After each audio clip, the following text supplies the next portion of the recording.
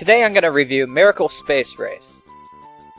This budget title was released on the PS1 in 2003, which was very late in the life cycle of the PS1. In fact, the PS2 had already been around for 2.5 years when this came out. You're probably thinking that since it's a budget title that it's low quality. In this case, you're right. Before I get into why, let me talk about the game's development, which is kind of interesting. A Belgium-based company called Miracle Designs created a kart racing game in the year 2000 called Merlin Racing. It was for Nuon, which was a component inside some DVD players that allowed them to play video games. This component never caught on, so Merlin Racing was doomed to obscurity.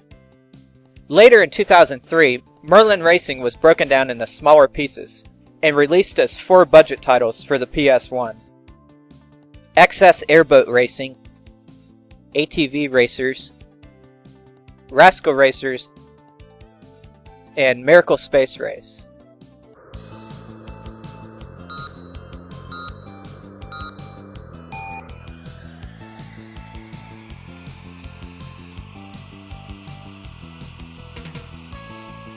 When you first start playing Miracle Space Race, it doesn't seem that bad.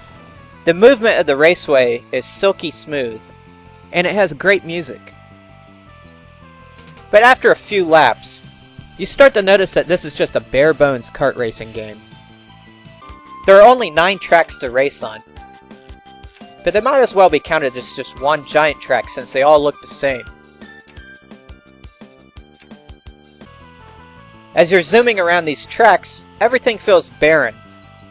All you get for scenery is a couple of continuous walls that never end. It feels like a kart racing prison. Okay, these aren't really go-karts, they're more like hovercraft, but you get the picture. The only thing that breaks up the monotony are the power-up boxes that appear throughout the course. These contain missiles, speed boosts, shields, and mines. The mines are annoying because they're dark green and blend in with the colors of the track.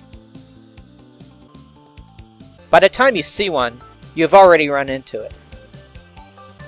And hitting your own mine is quite common.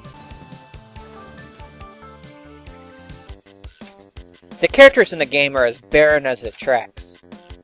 The instruction manual has descriptions of their personalities and motives, but none of that comes out in the game. On the character select screen, they are flat and motionless, and during the race all they do is turn their heads, never making any noise. Other kart racing games from the same era make the personalities an important aspect of the game. The character select screens are very animated, and the personalities come out on the tracks as well.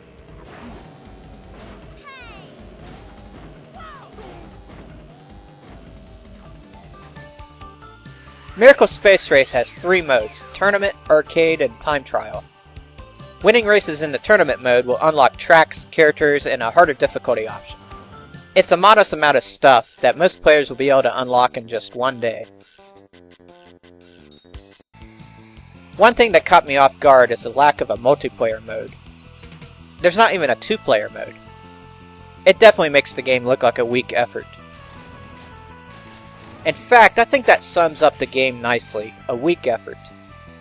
It's a dull video game experience and it's not worth a minute of your time. Hope you enjoyed the review. I'll see you next time.